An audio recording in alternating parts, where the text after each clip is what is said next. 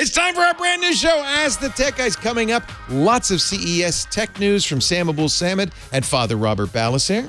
And if you're tuning in, well, you got to know how to call into the show, so I will show you how to do that. And what to do if you want to get off LastPass. Yes, Ask the Tech Guys with Mikah and Leo is next. Podcasts you love. From people you trust. This is Twit. This is Ask the Tech Guys, episode 1956, recorded January 8th, 2023. You had one job. Ask the Tech Guys is brought to you by Fastmail. Reclaim your privacy, boost productivity, and make email yours with Fastmail. Try it free for 30 days at fastmail.com/twit. Fastmail is also giving Twit listeners a 15% discount on the first year when you sign up today. And by 8 Sleep. Good sleep is the ultimate game changer, and the pod is the ultimate sleep machine. Go to 8sleep.com/twit to check out the pod and save $150 at checkout. 8 Sleep currently ships within the U.S., Canada, UK, and select countries in the EU and Australia. Thanks for listening to this show as an ad-supported network. We are always looking for new partners with products and services that will benefit our qualified audience. Are you ready to grow your business? Reach out to advertise@twit.tv and launch your campaign now. Well, hey, how are you today? Look at this. It's a brand new show, a brand new day. A brand new way. It's time for the Ask the Tech Guys show. Hello, everybody. Leo Laporte here. And Mikah Sargent here. Micah's on your left. I'm on your right. No, Micah's on your right. I'm on your left. I don't know where anybody is, but it is the podcast version of the radio show, which, as you know, I did, and you helped me towards the end for 19 years. Mm-hmm. We got to episode 1955. This is episode 1956. A little bit different format. We're still going to take calls. We're still going to talk tech. We're going to hear from many of our contributors. Next week, Chris Marquardt will give us a photo assignment. Yes. Sam Abuelsamid, our car guy, was at CES. He's going to call in about 45 minutes to talk about what he saw at CES. Exciting stuff. In fact, CES is the big story this week in Vegas. It used to be the Consumer Electronics Show, and then for some reason, it's weird, like Prince, they decided, oh, don't call us that, just call us CES. CES, that's what we are now. So you know what that means? We're going to call it the show formerly known as CES, which is not great. But that's where they have a bunch of consumer electronics. Yeah, and I think to just set expectations, I do this every year. Ant loves it. Ant Pruitt's with us today on the other side of the camera. Hey, Ant. Ant loves it. He loves going down there. A lot of people love CES. I think mostly they love it because it's a social event. I don't actually think there's that much important stuff. Maybe the TV stuff. Scott Wilkinson's going to give us a TV update, I think, as well. But mostly what you see at CES is crap that companies are hoping somebody will buy. And if they do, then they'll make it. And that's really the history of CES. It was a dealer's show where electronics dealers would go to the show. They'd see stuff. They'd say, yeah, I'll take 10,000 of those for my store. And then the manufacturer would go home and said, good, you get it in November. Because most of the stuff at CES, you don't see until later in the year. If at all, yeah. I'll give you some examples of things at CES. PC Gamer, this was a great little article in PC Gamer. I want to give her credit. Katie Wickers, the tech that went too far at CES. Apparently there was a lot of stuff having to do with pee. Oh, I think this is interesting, Leo. So that is I'm showing, if you're watching the video, by the way, we will continue to do audio and video. Of course, you have to subscribe to the podcast, but you'll have the choice when you subscribe. TechGuyLabs.com is still the place to go. This is a pebble, looks like an egg, that you put in your toilet. Mm-hmm. I presume you suspend it somehow. Yeah, it kind of sits in the front part of the bowl of the toilet. And you're supposed to, when you go to the bathroom, pee on it. You pee on it. It's called the U-Scan. Katie writes, yeah, the U-Scan is a health monitor in the form of a little piss pebble to put in your toilet. I don't think I could say that on the radio, so I feel like the freedom we have now. Yeah, my blood pressure just went up a little bit there. It monitors vitamins, estrogen, pH level, and more. This is like the hot thing at CES. Every year there's a hot thing. Wait, the urine is urine tracking. literally There's hot. many apparently devices. This is why I'm not sad I didn't go to CES. It can tell who's peeing. It knows the difference between toilet water and pee. And it not only that, but it knows different people can use it in the house. You have to have the app, but because it knows it's yours. It says, "Oh, this is definitely It's Mikah." your in. Yeah. I think, okay, I This is from understand it's odd. With Things, I think. Yeah, yeah. And so White Things makes a bunch of different devices that have these kind of health tracking features. And while on the face of it, it kind of fits in that there was kind of a backlash of everybody getting a CGM, a constant glucose monitor, because you're going, oh, if you don't have blood sugar issues, then why do you need it? I was using one of those. It's pretty cool. Yeah, it's cool. It's nice to have, like, we have these ambulatory flesh sacks that we walk around with for the entirety of our lives. And many Say of that again? A what? An ambulatory flesh sack. Oh, that's us. That's a human body. I think you said flush sack. No, flesh sack. Okay, got it. And we don't have By the access. way, it isn't usual that we have the show title so early in the show, but I think I have to nominate Today we've that. done it. We don't have access to the underlying operating system very often. We have to go to the doctor to get that. That's a good point. So I do like that there are these opportunities to learn more about ourselves without needing to go to the person who digs in. A little late, there was a lot of automotive stuff too. I think the automotive tech usually is very forward-looking. A lot of self-driving cars, a lot of cars with that. Well, for instance, the Honda Afeela, which Sam will talk about, which has no steering wheel. So there's a lot of that. Anyway, we're going to get some reports. Robert will, I'm sure, have some interesting things coming up in just a little bit. Sam Abuelsamid in just a little bit. If I can get Scott on, I emailed him. I can't remember if he emailed back. I think I might not have his correct address. But anyway, that's kind of the first show. We're going to cover a little bit of CES. There is also a big story that's been going on. It actually broke just before Christmas. We didn't have a chance to talk about it because I did the last radio show on the 18th. But LastPass finally admitted that the breach that they had talked about going back to last summer, it turned out it was a lot worse than anybody had admitted to. A significant amount of information wasn't even encrypted, like the sites you'd saved passwords for, your name, email address, stuff like that. So bad guys for sure got that. But worse, and this is, you have one job if you're a password manager. It's to keep the password vaults, those encrypted blobs, safe. All of them or some of them at LastPass is another thing I'm going to fault them for. Not very clear about what happened. But all or some, I'm guessing all. Steve Gibson said if it was some, they would have said some. So I'm guessing all of our password information on LastPass was snagged by a bad guy. Now, a little bit later on the show, we're going to talk about what that means, what you should do about it.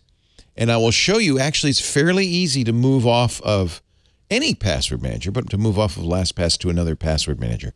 So we'll do a little demo later on how to do that. You have a demo, too, with your phone you want to show us. Yeah, it's a simple one. There's news about Apple upping the cost of battery replacements.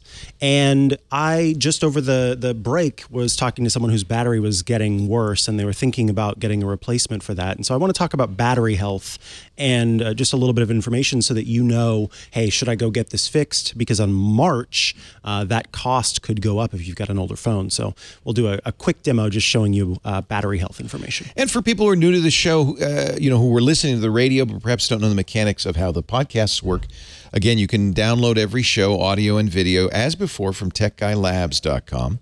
You can watch us do it live. Now, I think a lot of people like the idea of the live radio show, and we're going to continue to do it live just as we did with the radio show, and you can't turn on your radio.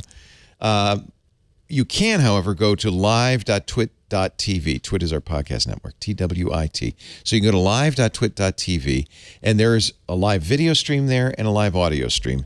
And you could do that on your phone if you're driving around town, as one often does on the weekend, and you want to listen to the show as you used to. You could do that as well on your phone. Just go to live.twit.tv. There's a live stream there. You can also call it up on your Amazon Echo, your Google Assistant. The syntax seems to change, but it's roughly Echo, play, Twit live, and sometimes you have to say on TuneIn, because TuneIn is one of the services that carries it. So you should be able to listen just like you did on the radio. The only difference is there's no towers, there's no antenna. And just like before, we have an IRC, a chat room at irc.twit.tv. And I'm so glad to see all of you in the chat room. There they are. Good-looking bunch of people. Including, by the way, Father Robert, who's going to do our CES report in a bit, Sam Abuelsamid, who is our car guy. So it's really kind of a party in the chat room. We also have a Twit Club for people who want to support us financially, $7 a month. They get a Discord. We're also in the Discord. There is an Ask the Tech Guys Discord. So the only real change is we now call the show Ask the Tech Guys. It will now feature Mikah. Hello. Every time. And there's a couple of reasons for that. First of all, I'm old. What? Mikah's young. So I thought it'd be kind of good to get the perspective of somebody under 30 on the show. He's an expert in many things, including iOS. He does a show called iOS Today for us on the Twit Network. And an Apple expert, but you're also, these days, Windows as well. He is absolutely a tech guy in many ways. So it's going to be nice to have that. It's nice for me not to be all by myself. All by yourself. Sitting here. That's no fun. And why else do we bring you in here? Oh, if I should break my leg, you could take over. Actually, I'll come in here in a cast. What else? We are going to take calls. Now, this is a little different, too. Because I have a demo. We don't have a phone number. Could you show us how somebody could call? I would love to. And just to show you the dynamics of how this show is going to work, folks, we're going to go live to Radio Corner for this demo. Oh, good. So this is another thing. We have a studio. We've always had a studio. And we have the ability to move around. Now, you don't have to sit on Micah's empty microphone. There you go. Yes, we know he left. So we're going to go over. Now, something I really want to emphasize. This was a radio show to begin with. It was audio only for some years, not a whole lot, but for a few years. And I know many of you listen to audio only. We will continue to make this, as best we can, a show that is friendly to audio only listeners. But we're going to take advantage of the fact that we do have cameras, we do have video, and we can show stuff. But we'll describe it as we show it. So let's go on over to another set across the room. We call it Radio Corner, because there is, in fact, a big radio transmitter and some ham radios and stuff. Hey, Mikah! Hello, Leo. Hey, Here I look am. at that. It only took him half an hour to cross the room. So we wanted to make this as simple as possible for folks. And as Leo's mentioned, the idea is that a lot of people may be using their computer for work and trying to get those calls to go through there, but it's not simple to figure all of that out. And so if you've got your phone in front of you, we have made it simpler to pull this off. So I think we'll switch to this overhead view so you can see here. Okay, I'll AirPlay it. So I'm going to AirPlay my phone. We have both of the capability So of shooting it you with a can camera, see. but also... And I'll need the code for AirPlay 2 there. We can do it on a AirPlay device we have set up, hooked up into our studio. You can say it out loud. Nobody's gonna snarf. 6638. All right. So now we can show you on screen what that looks look, like. there's Micah's phone. Ta-da! So what I'm going to do... Wait a minute. Your MacBook Air is named Evelina? It is. That's an apple varietal. It's a type of fruit. Oh, you do apples? Yeah, I do all sorts of apples. Oh, that's clever. So all Do you have a Honeycrisp? No, because that's boring. Okay. So I look for the sort of strange ones. McClellan. Evelina's good. Freiberg. Yeah, I love Evelina. I've started doing that too. There's a good reason to do that because you're visible on Bluetooth by name. So if you say Micah's MacBook Air as your name of your device, people can see, and they go, there's Micah's MacBook Air. So Evelina, they're going, well, I don't know who that who that? Yeah.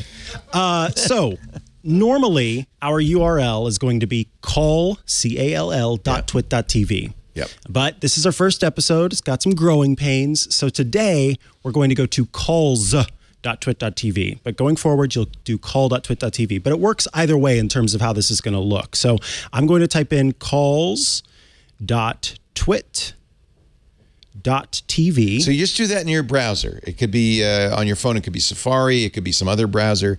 It will work in any browser. You could even do it on your desktop because Zoom allows you to do this via the web. Absolutely. And here, because I have Zoom, the app on my phone, you'll see where it says underneath, already installed Zoom, ?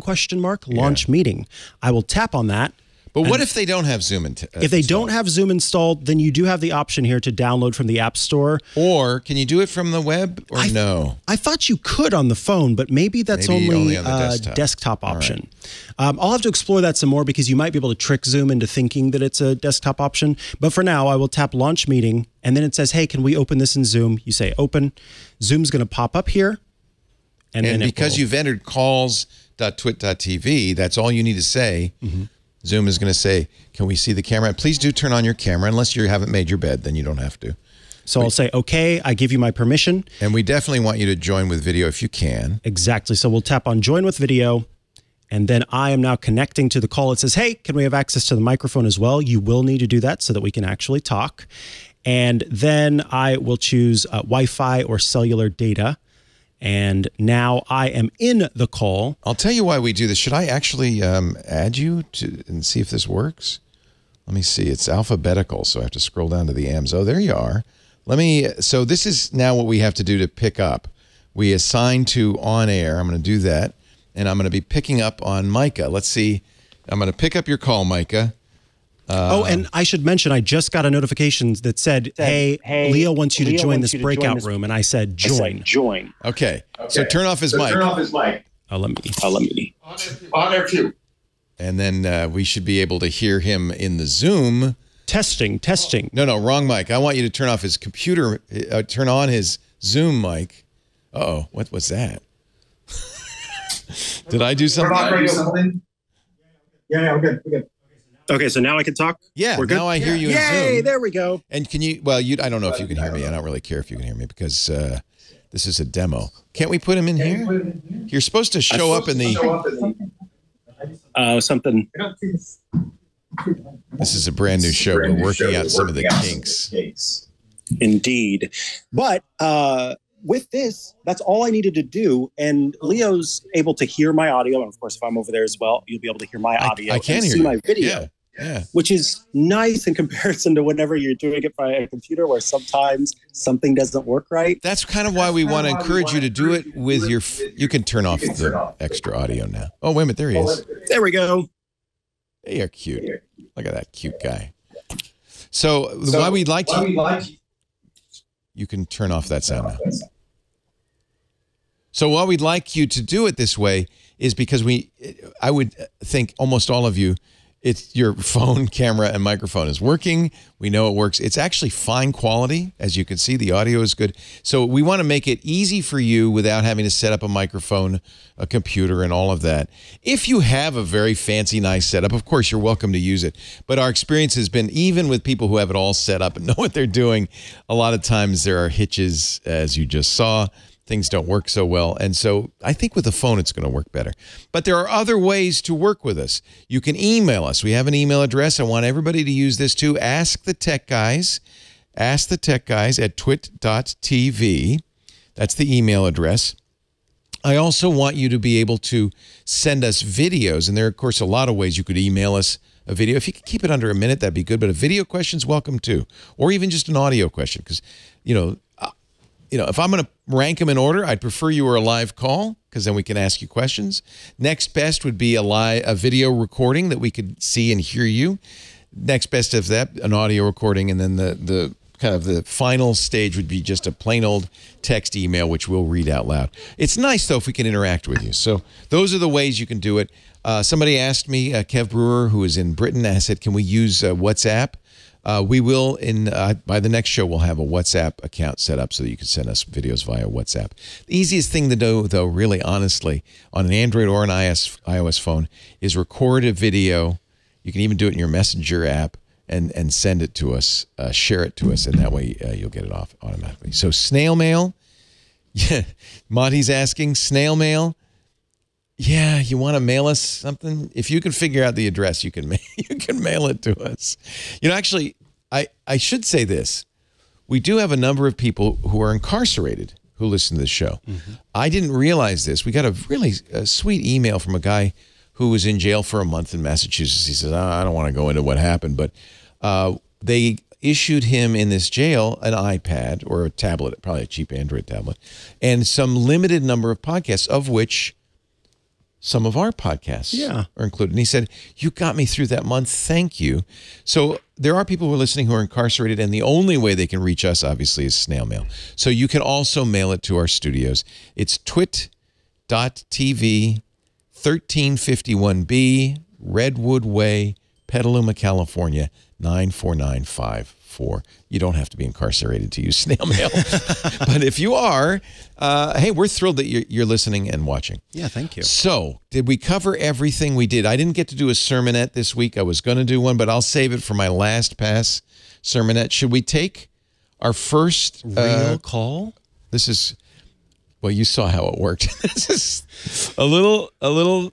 It's early days. We're working this out. I'm looking forward to this as a chance for us to spend some time together and talk to you in a much more casual way. You know, one of the things radio does that only the people who listen to the radio show knew this. If you listen to the podcast, you didn't know this. There's 19 minutes of commercials plus about 5 or 10 minutes worth of local news, traffic, and all that stuff. So of the hour, the Tech Guy show only had about 40 minutes an hour. You know, if you listen to the podcast, it was a 2-hour podcast. But the radio show takes 3 hours. 30% of that is not the Tech Guy. So we don't have that issue. We do have some ads, but there'll be podcast ads. There'll be no more than 3 per show. In fact, you know what? This would be a good time to do a podcast ad. And then we'll take a call. And then we will get to our first call. And coming up in about 15 minutes, Sam Abuelsamid with his CES report. Very exciting. A lot of automotive news at CES. Are you feeling good? I'm feeling great. I'm excited. I'm really thrilled that we're going to get to do this. I got up, I walked over there, showed something off live. Yeah, I think that's going to be fun to be able to do that. I also have to say that I did the radio show for 19 years. Mm-hmm. I felt a little bad stopping before I hit 20 years. It is the longest I've ever done anything, including Twit. Wow. Ever. Including 2 of my marriages. So 19 years is a long time. It is my goal, I'm going to say it here, to do 20 years of Ask the Tech Guys. Okay. You will be my age before we get to stop doing this. I will be coming in a walker, but I want to do 20 years of this. What do you say? All right, I'll be 50. The other, yeah. That's I just turned 30. Did you just turn? Happy birthday. I didn't know that. Thank you. Congratulations. And when did you turn? December 19th. Oh, you have one of those birthdays next to Christmas. I'm so sorry. Yeah, 6 days before. Yeah. Mine's actually November 29th. I'm not so far you're pretty close away either. Yeah. And my birth year is the same as the episode number. 19. Now, I didn't plan it that way, but that's a little weird. I think You think that world means planned something? it that way. Yeah. The Like, universe. that's significant. Yeah. It is interesting. This new show is born in the same year I was born. That is cool. That's pretty cool. And again, if we do 20 years of shows, 52 shows a year, that's 1,000 shows. We will be episode 2,956. Wow. And I'll just pass out. I was going to say, because I think that's it. I think that's it. You will have done your opus. That is your Charlotte's Web moment for sure. Speaking of Charlotte's Web, yes, you notice the cap. It's not like I've gone bald. I'm wearing this cap. I don't know why, because I thought it goes with the jacket. I like it. You look like you came in from wrangling the horses or something. I only have 3 words to say with this cap. That'll do, pig. That'll do.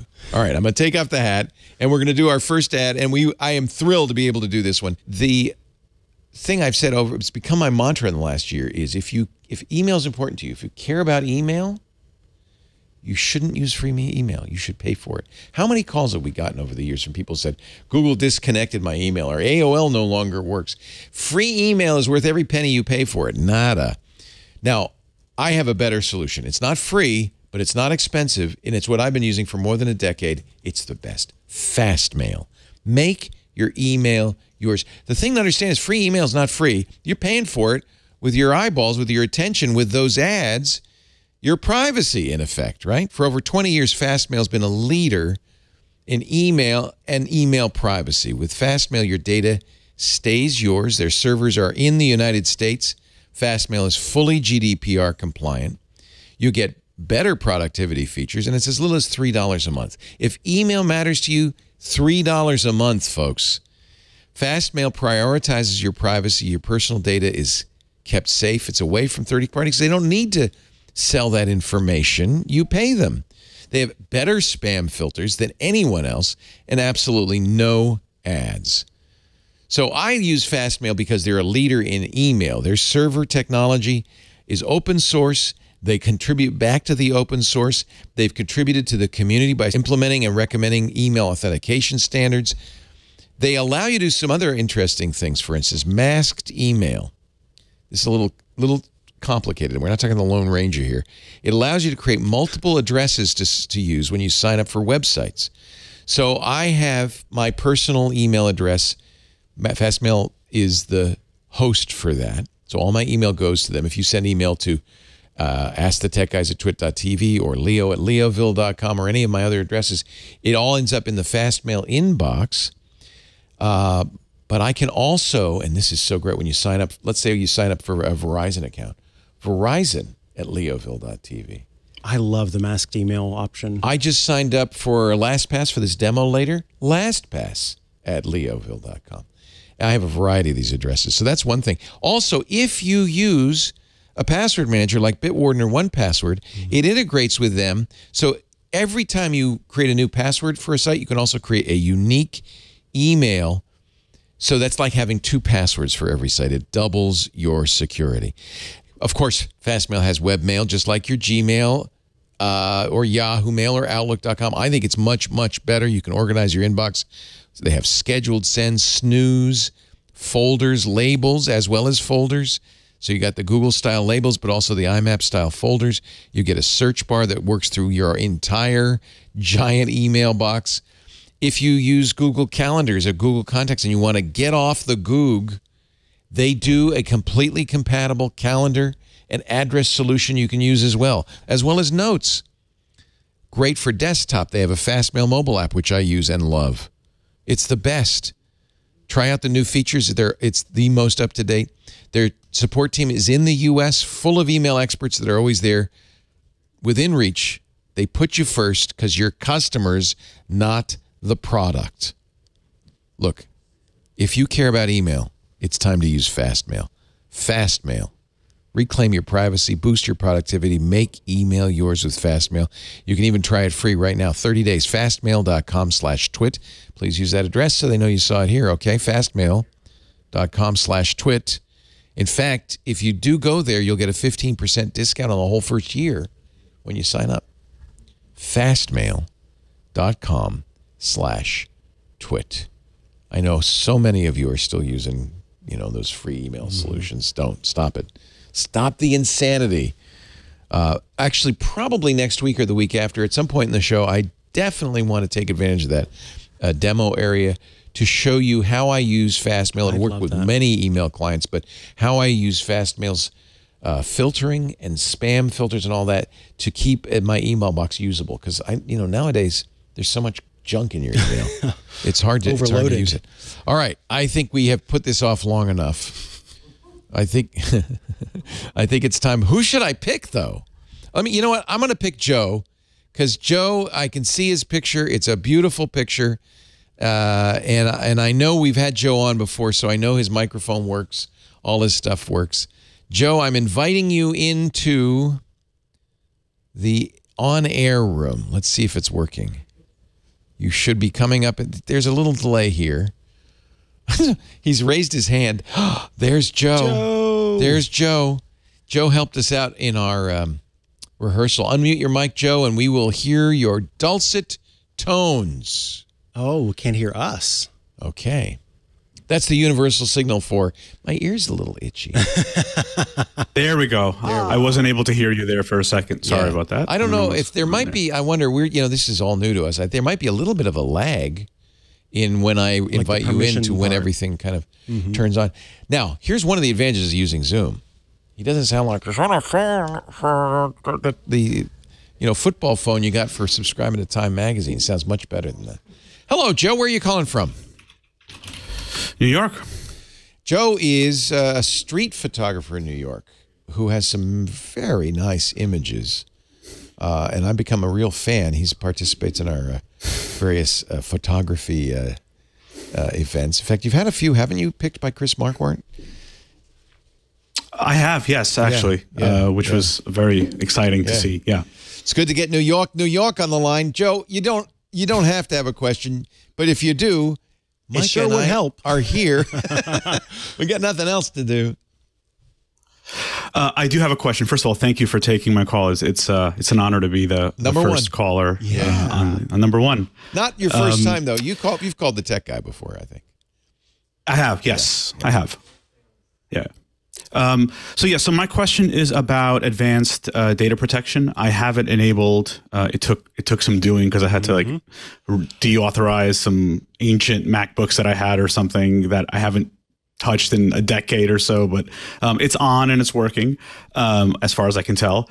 My question is, so I'm traveling overseas next month. And I'm wondering what happens when I do travel, because I know it's not available to enable if you're outside of the U.S. And I know that different countries have different data repatriation policies in place, like your server data is stored on certain servers depending on where you are. So does anything change if you travel, if you have it enabled, or does that not First matter? of all, I want to congratulate you because I've been trying to turn on advanced data protection. This is a new feature Apple has shipped with iOS 16.1, I think. At the beginning of the year, that was a stunner. We didn't expect it. That encrypts your iCloud data in such a way that even Apple can't see it. So it's always been encrypted, but Apple has had the keys in the past. Now the keys are generated on your device, and only you can unencrypt. Extremely powerful, and I think a really, really good thing, but hard to turn on because, as you note, Joe, you have to have every device that you own updated to 16.2 to 16.2 or 13.1 for the Mac. I mean, and it looks at everything. That means tvOS needs to be updated to 16.2. My HomePod, yeah. And if you have Windows, then your Windows computer needs to have iCloud for Windows 14.1. So everything has to be updated. And what they'll do is they'll show you a list of the devices that aren't. I was logged in to Leo's Mac Mini, and so I had to just remove that. Now that's the good news is you can just say I don't care about that. I'll just take that off and not worry about it. But Leo should update his Mac Mini. That is important. You were on vacation at the time, so okay. I think that's probably why. The thing about Joe, did you have to drop any devices, or were you able to get them all up to date? I dropped devices, but the devices I dropped, you just update later. Don't use anymore. I don't even know if I still have them. It's just it's a good time logged in, I don't know, 10, 12 years ago, and I don't really go in and deauthorize devices. It's quite for somebody who uses Apple stuff, it's quite a long list. Mm-hmm. Anyway, I'm impressed that you got it working. Now, that you ask a really great question. I don't know if we know the answer. I think because you're in the U.S. and a U.S. customer, you can take it with you into another country. So I can't say with all certainty. I've looked at these documents because I actually did an episode of Hands on Mac about this very feature. And I didn't see any conversation surrounding that. My understanding is that basically it needs to happen where it is enabled because the rules surrounding encryption are locked in and steadfast there, and they know them. So if you go ahead and encrypt it while you're in the U.S., I'm thinking you're able to use that, but what you might check, Joe. So you have to be, at least right now, a U.S. customer to turn it on, although they say they will roll it out to other countries this year. But I think once it's turned on... Yeah, then you should be good to go. I would suggest, because there is an extra option whenever you enable this, and it's called web access to your data at iCloud.com.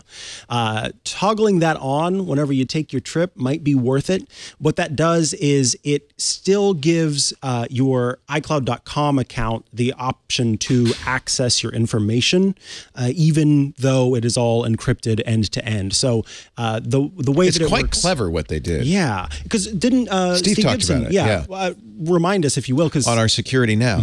So they generate a temporary password. Actually has to be generated from your phone and from the secure enclave, which they then have access to, but it expires. So it gives you temporarily, in other words, in order for the web access to work clearly, they have to serve your content back to you over the iCloud website. So they have to be able to unencrypt it. But they only do it temporarily. It's really, I think Apple has it's kind of a surprise because remember, this is something law enforcement does not want Apple to do.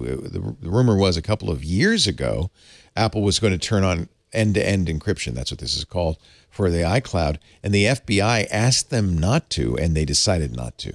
So they're doing this in an environment where law enforcement really doesn't like you to have everything encrypted. That means they can't serve a search warrant on Apple and say, give us all of Joe's pictures, for instance. And that's good for Joe, maybe bad for law enforcement, but I think it's a net gain in privacy.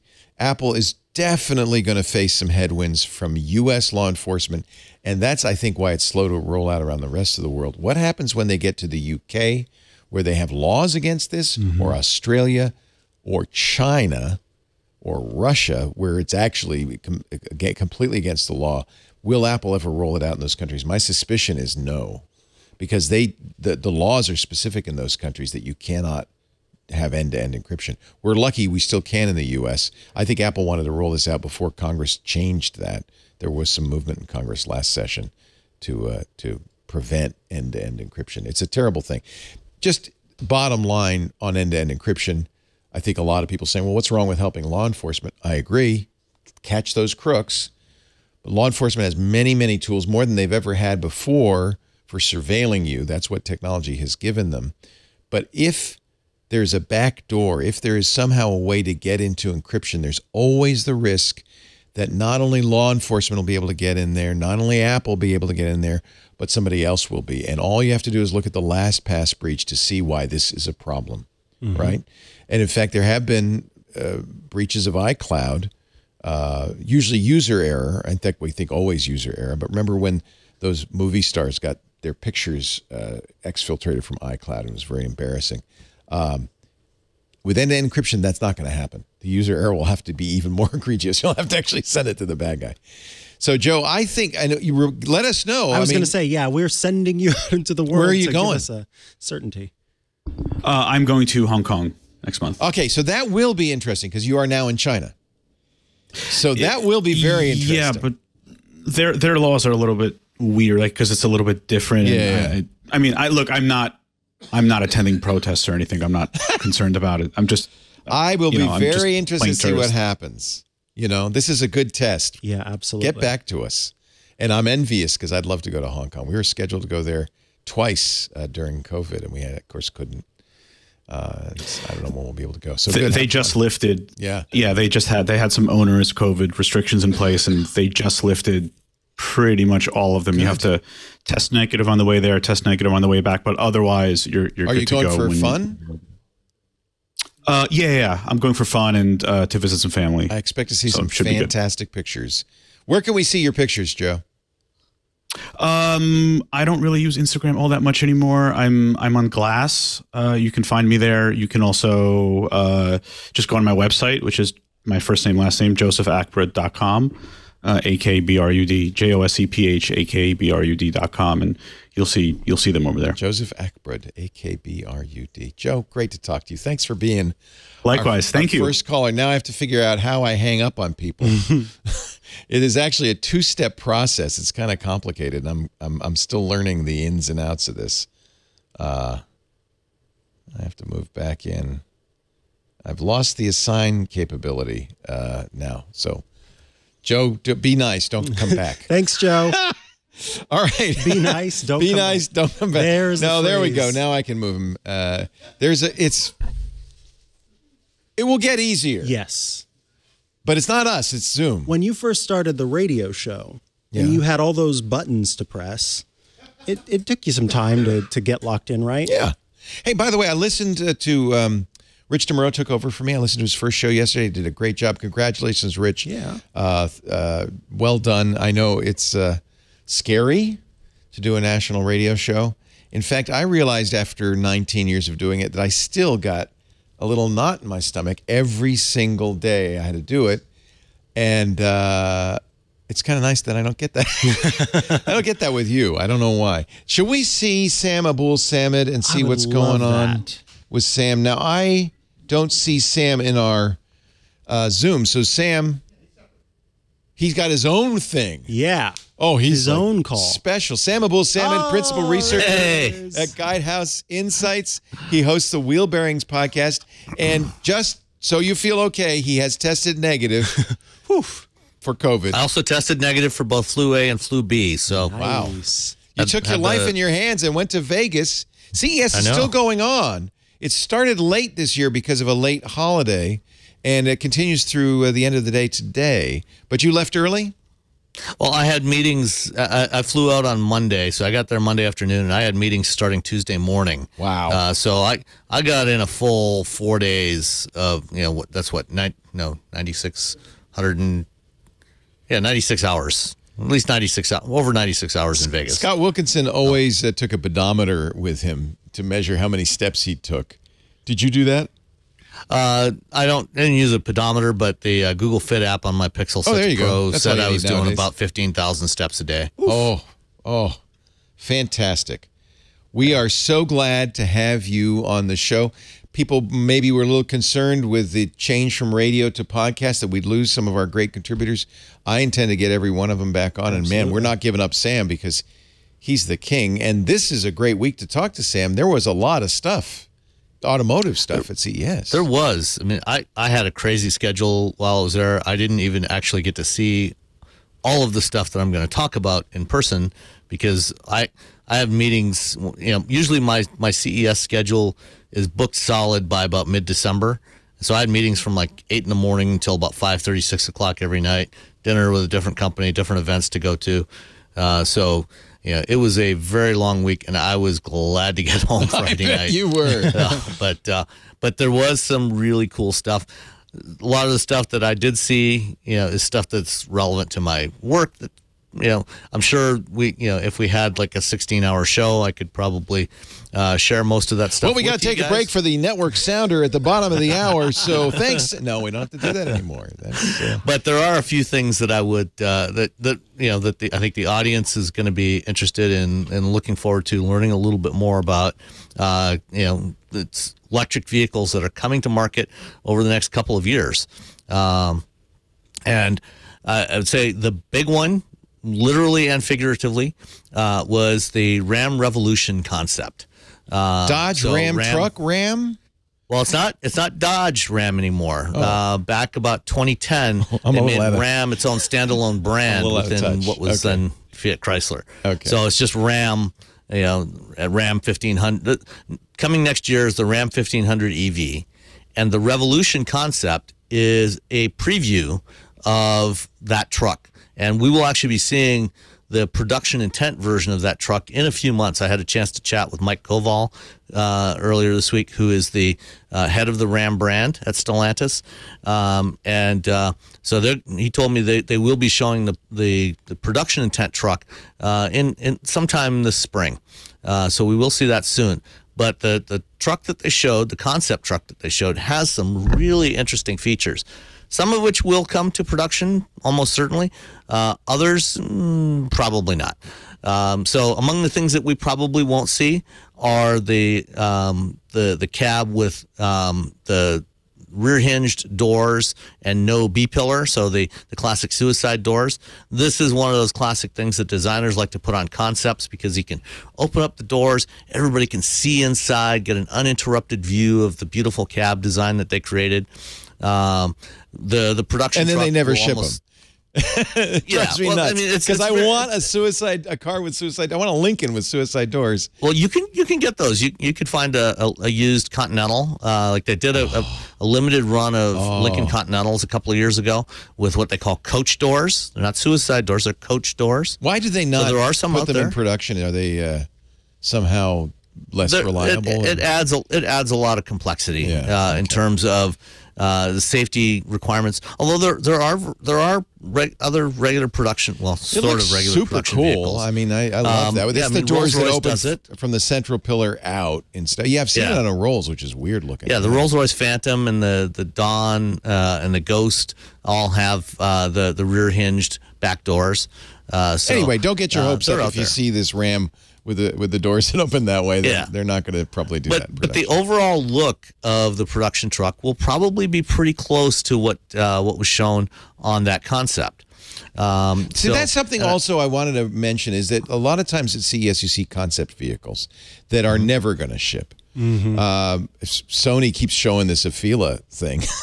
Who knows? We'll get to that. But so this you think though will ship in pretty much the same form as they showed. Yeah, they are definitely shipping an electric pickup truck next year, an electric Ram 1500. That's a hot category. That is absolute. Of course, Jerry, our marketing CMO, has a Lightning. He loves. I have a friend who has a Silverado. They sell like hotcakes. You can't get them in stock. So this is a hot area. So Ram is joining the fray, I guess. Absolutely, yeah. Rivian's out there. The Silverado EV goes on sale this spring. Yeah. And he ordered. GMC I should say he hasn't driven it. He's ordered it. Yeah. Good luck getting it. So, so those are coming. Those are coming this year, and someday there might even be a Cybertruck. Who knows? Yeah. But a couple of interesting elements of the Cybertruck revolution. when it comes out is going to look dated, isn't it? It will. It looks so cool and weird, and now it's 5 years later, and it's going to be just some dated old thing. Oh yeah, we don't want that one. Does the Ram look cooler than the Cybertruck? I heard people say that. I think it does. Yeah. I mean, it doesn't look like a flying doorstop. so there's that. There's that going. It's got that going for it. Yeah. Do we have a picture? Let me see if I can find a picture. I've got some. If we can show my screen. Yeah. We got actually. We also have B-roll. Yeah. I'm sorry. The people who watch live will not see the B-roll because I haven't given it to the editors, but they will put it in the show. There you go. There you go. There's a picture of the revolution. It does look cool. That's cool. Yeah. Yeah. So one of the couple of interesting details about the revolution that will almost certainly make it to production. It will have a midgate like the Sierra and Silverado EVs. So the wall between the cab and the bed will fold down into the cab of the truck. And you can fold down the back seats, so then it'll open up. So you get a much bigger bed all of a space. sudden, yeah.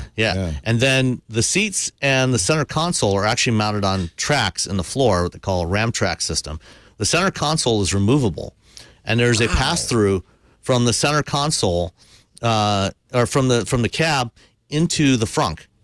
And they say that with the midgate down and that pass-through, with the tailgate closed, you can put in objects up to 18 feet long. Wow. An 18-foot 2x4 can slide right in there.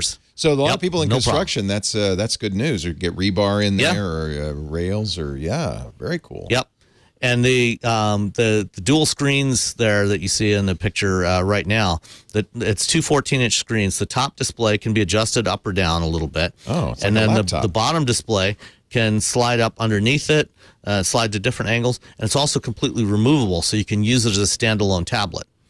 That's great. Again, I think they're aiming this at the working person, right? Mm-hmm. Who's going to maybe have something on the tablet like his specs or something, and pull it out, and he can take it with him. That's great. Or do invoicing, take it, and do your invoicing and all that sort of thing. Really pretty. Yeah. It is good looking. No, it's a good looking truck. It's kind of interesting because it's got it looks like the windows are a little short. Compared to the that's body. one detail of the design that I think will change for the production truck. So this one's got kind of a chopped look to it. Yeah. I think the production version will have a slightly taller cab. But other than that, the overall shape should be pretty similar. It really is. The Cybertruck is now going to look like something. Yeah, that was good in the '60s. We've got something modern. But this now. is actually usable as a truck. Well, that's the other side. And speaking of usable, the one other really interesting technical detail. I mean, there's a lot of interesting technical details, but one I want to talk about is the RAM charger system. So the this truck is equipped with a wireless power transfer system, a wireless inductive charging system. And there have been some vehicles that have that before. The Genesis GV60 currently offers it in Korea, and it'll soon be offering it here. But those systems use a transmitter pad that is mounted on the floor of your garage, and you bolt it down so it doesn't move around. And then a receiver pad on the bottom of the body of the vehicle. And then you have to drive in, you have to maneuver it and locate it over that pad in just the right spot so you get optimum charging. If you're off a little bit, the charging rate drops off. And you guys have used your iPhones, with wireless charging. You know what that's like. The RAM charger, instead of the transmitter pad being bolted to the floor of your garage, it's kind of like a Roomba. And I sent over a little video clip that I recorded. I don't know if you guys have access to it, but it looks like a big Roomba with a tail hanging out. So it's tethered, for the power transfer. But when you pull into the garage, this Ram charger rolls under your truck, and using sensors, it figures out the exact right spot to stop, and it sits there and locates itself ideally, so you don't have to mess around with it. And then it'll start charging. And that's something that probably will be coming to production when at some point, either when the truck launches next year or shortly afterwards. So you said you sent a video. What's it called? There's a Google Photos link. I see the photo. To a little, the Ram charger. Okay. Yeah, it's just like a short 13-second clip that just shows the Ram charger moving around underneath the chassis of the truck. Yeah. Wow, this is a still, but it's pretty cool looking. Yeah. There you go. So that's the charger, huh? Let me see if I can launch the. I got your email here. So I guess the second link might have the. Yeah, here's the video link of it. Let me explain. There you go. This, yep. To full screen here. So when you pull into where the would garage, you? This is for your garage. You would do this. Yeah, you pull into the garage. So you can see the plate there that's mounted on the bottom of the chassis. That's the receiver plate, and it just pulls in underneath the truck and locates itself. And it's like fueling when it's done, it pulls back. a plane while it's in midair, like they do with the little helicopter. Wow, that's really cool. Gimmicky. I mean, honestly, it's not so hard to just plug in my car every night. But true, but I think where this will be useful is for fleet operators, because a lot of fleets use these trucks. Or if you have multiple cars in your garage, you can go in and automatically charge each one of them and then move on to the next one. That would be cool. Yeah, we do have that. We do have that. We have the little dance where Lisa pulls her car in, and I have to unplug mine and plug hers in, and then Michael pulls his car in. So we do have the charger dance. So this would be nice. Yeah. So the next one you already mentioned, Afeela. This is a Sony joint, right? So back in 2020, before what was almost certainly the original COVID super spreader event, the 2020 CES, which I Sony went to and did not get sick. But yeah, Sony showed this then. Right? Yeah, they showed a concept called the Vision SO1 or something like that. And they said, no, we're not going to build EVs. We just want to highlight some of the technologies that we build for cars, like the camera sensors and everything else. And then last year, when there was a sort of half-hearted return to live CES, they showed a second concept, which is similar to this, but it was a crossover. And then a few months later, they did a deal with Honda and formed a joint venture called Sony Honda Mobility Corporation, and said, "Yep, we're going to build electric cars with Honda." And since Sony Honda Mobility Corporation just flows off the tongue so easily, they undoubtedly paid some marketing branding agency some absurd amount of money to come up with a new name, and they came up with Afeela. I feel you. It actually is Arabic for something, I think. I think it's actually a girl's name in Arabic or something like that. Yeah. So they came up with Afeela. It has the word feel in it. That's what they really want, right? I have a good feeling. And so this is coming in 2026. So I was wrong. It does have a steering wheel. It's got one of those yoke steering wheels, which even Elon has finally given up on, apparently. He offers that now. And this will be built in Ohio. Okay. At a Honda factory in Ohio, and coming in 2026, or actually production late 2025, on sale probably early 26. So it's about, I guess, about 3 years away.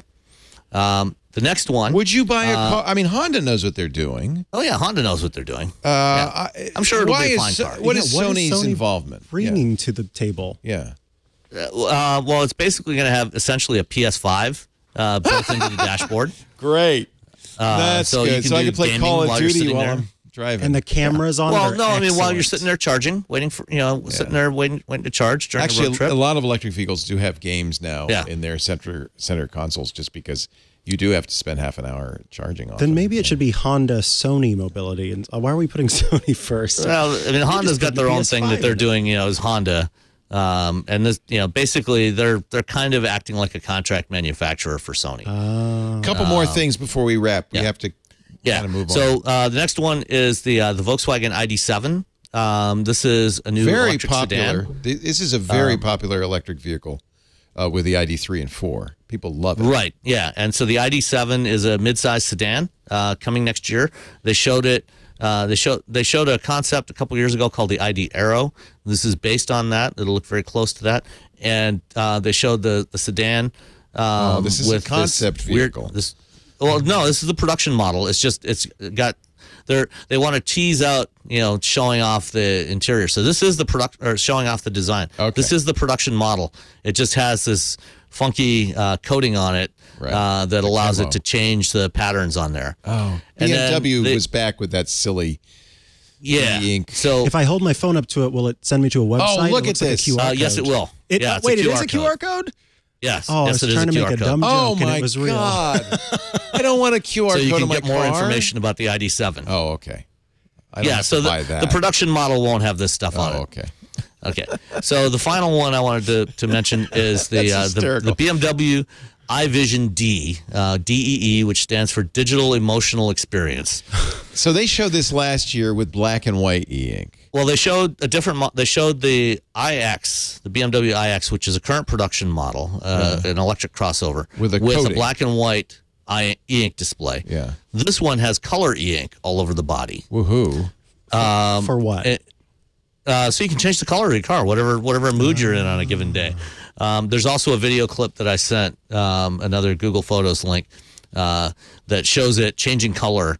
And again, the color changing e-ink is probably not something you will see on the production model. Or want. But the shape of this car is very likely very close to the 2025 Neue Class. Neue Class is literally German for new class. It's their next dedicated EV platform. And so it will probably look a lot like this, although just with static colors. Yeah. One detail of this car that they did say will be on the production model is the full width heads-up display. So this car, when you get in, the dashboard is bare. There's no touch screens. There's no instrument cluster or anything. There's a full width heads-up display along the base of the windshield. How do I do the turn signals? That's what I want to know. There's turn signal stocks on the steering wheel. Oh, good. Okay. Yeah. They haven't gotten rid of all so there is a physical steering. There is a steering wheel. Okay. And then when your finger gets close to the dashboard, it lights up from behind with what they call a mixed reality slider that lets you select the degree of information you want on the HUD. So you can go from a basic analog display of gauges right in front of you, up through showing the infotainment system and showing the an augmented reality display that shows you a multi-plane display. So when you're using navigation, for example, it'll look like the turn prompts are hovering over this intersection where you're supposed to turn. As you get closer to it, it looks like it's getting closer to you. And finally, the one that probably won't be there is the virtual reality display that basically creates a new virtual reality on the environment as you're driving down the road. That probably won't be there, I hope. But the full width heads up display will be in production on the 2025 model. Nice. Wow. Yeah. You didn't show in your image the grille.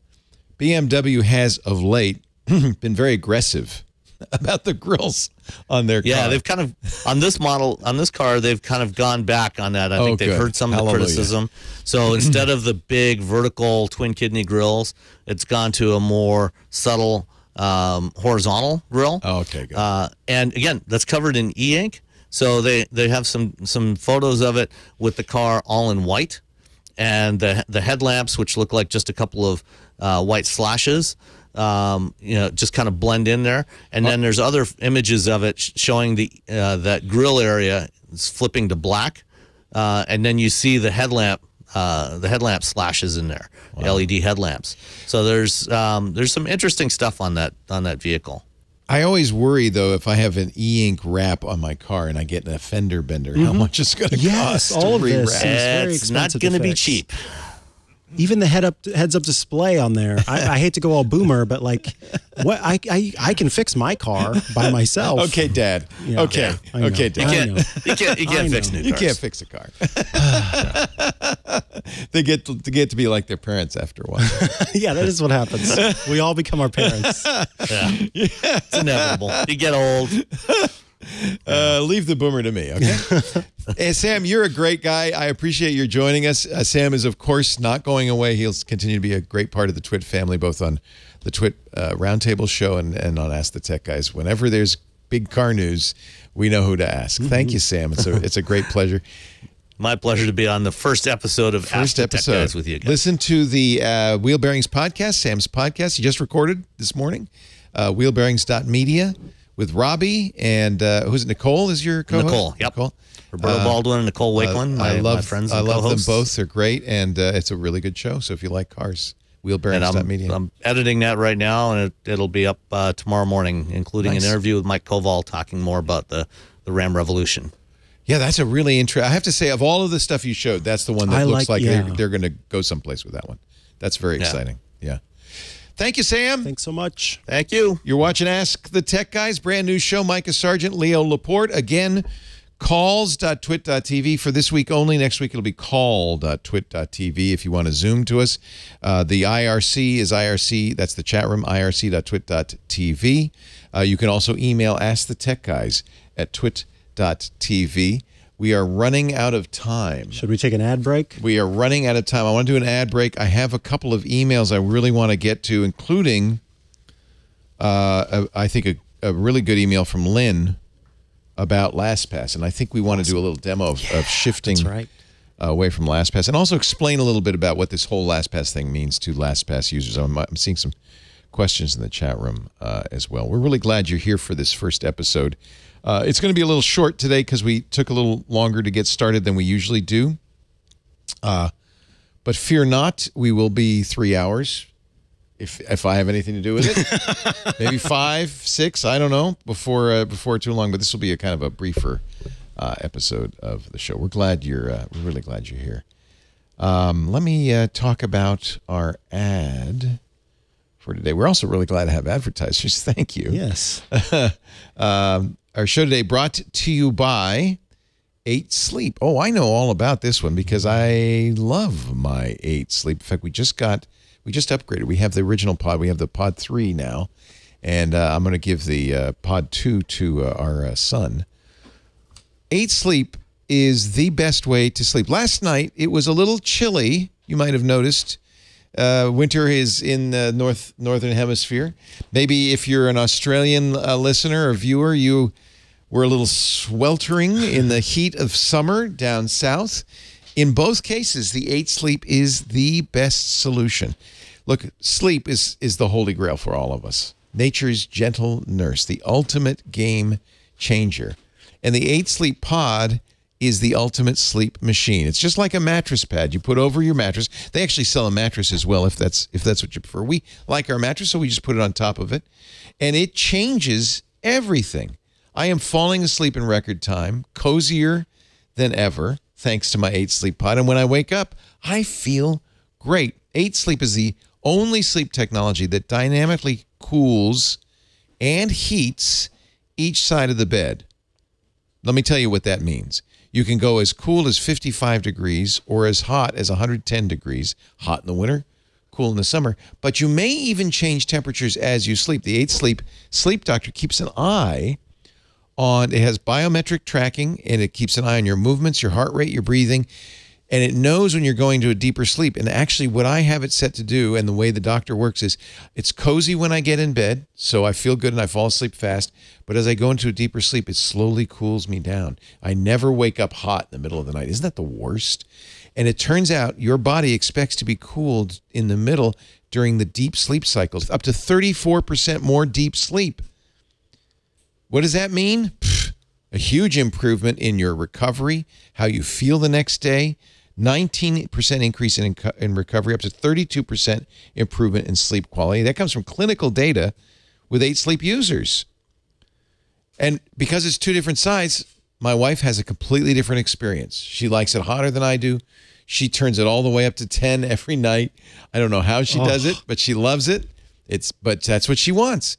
And I have to say, you can even have the temperature adjust to wake you up in the morning. There's even a little vibration it'll do for you. So it's a very gentle way to wake up in the morning, and man, you feel great.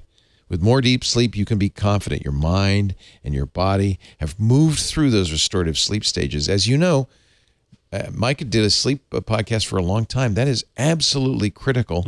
The REM sleep, where your eyes are moving and you're dreaming, but also the deep sleep where you're as still as possible. You're just kind of, and your brain is cleaning out all the garbage, all the chemicals in your brain, restoring you for a great morning. The pod is not magic. The 8 Sleep pod feels like it. Go to 8sleep.com/twit. You'll save $150 at checkout on the pod. Kevin Rose told me about this years ago. I said, yeah. And then, it was funny. It was on a twit. And then Amy Webb heard him talk about it. She said, that sounds good. She got it. She started singing its praises. So finally I had to get one. We've So had it seems like every time someone gets one, they start singing its praises. Yeah, It's just so yes, good. just ask.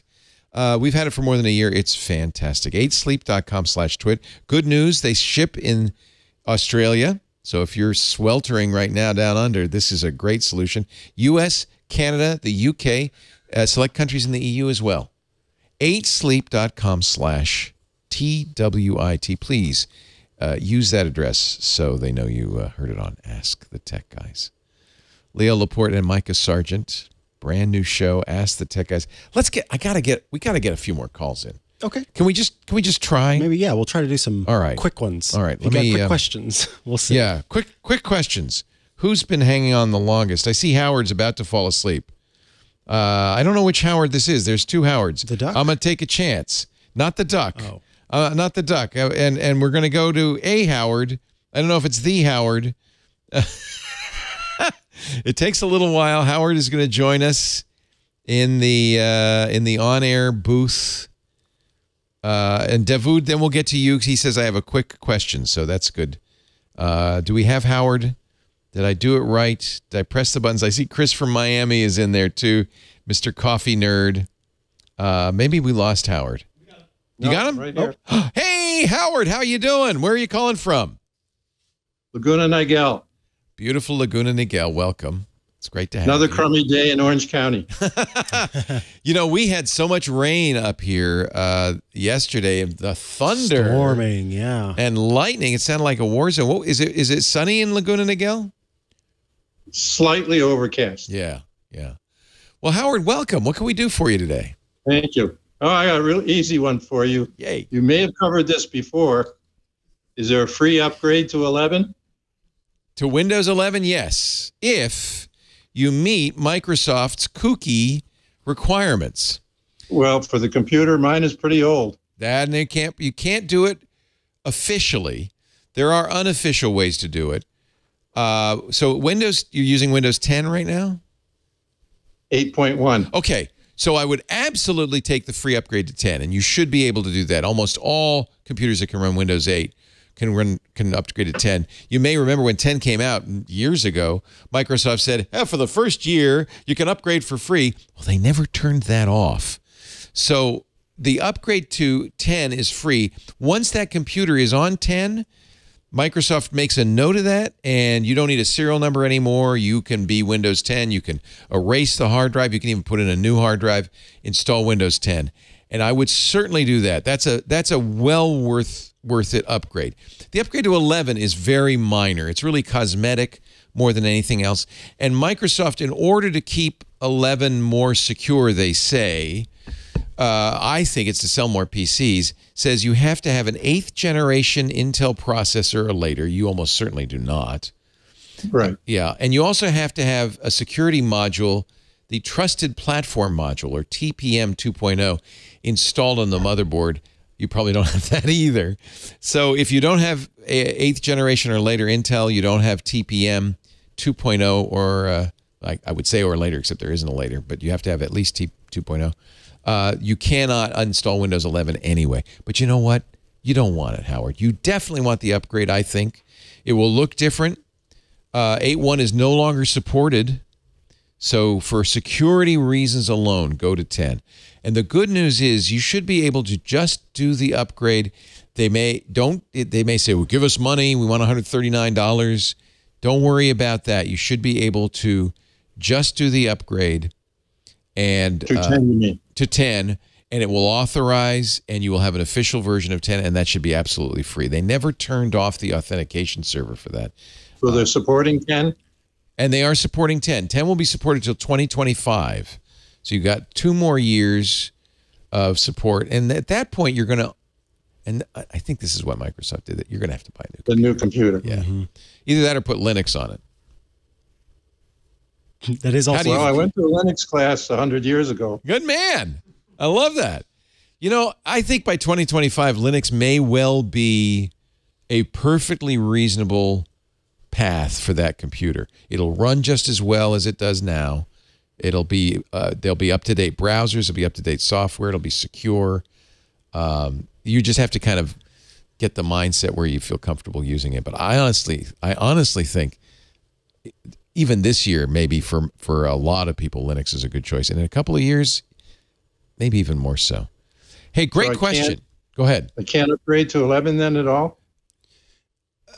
Well, do 10 first. Do 10 first, and then this is great. We've got a free episode of Hands on Windows where Paul Thurrott actually walks you through the process of upgrading to Windows 11.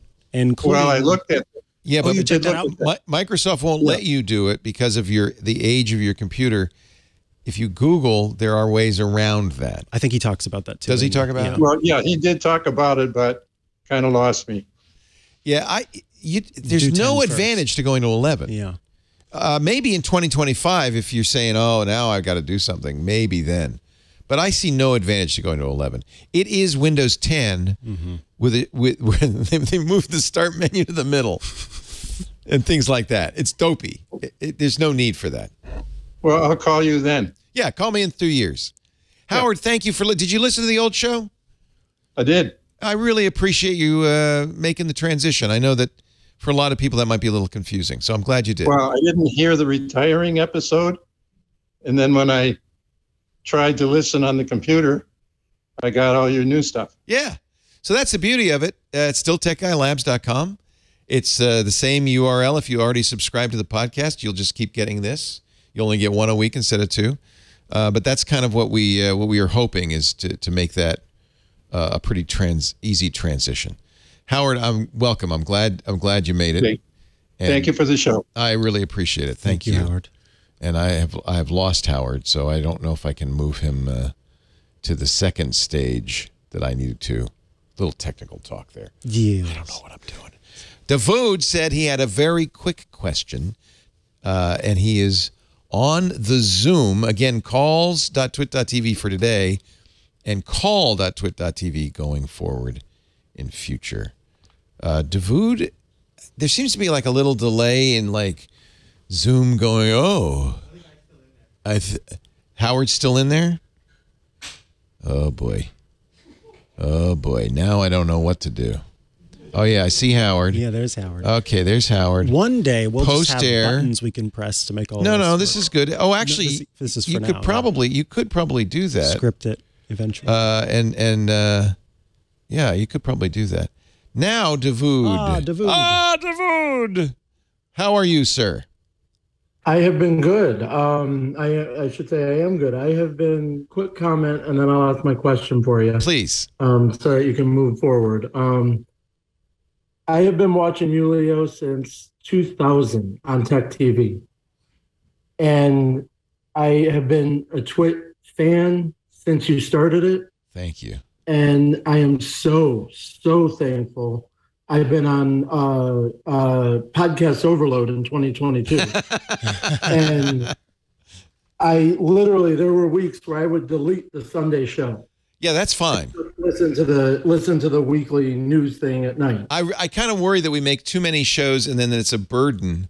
So you don't have to listen to them all. We're giving you permission. Well, no. I'm not saying Podcast Overload because of Twit. Oh.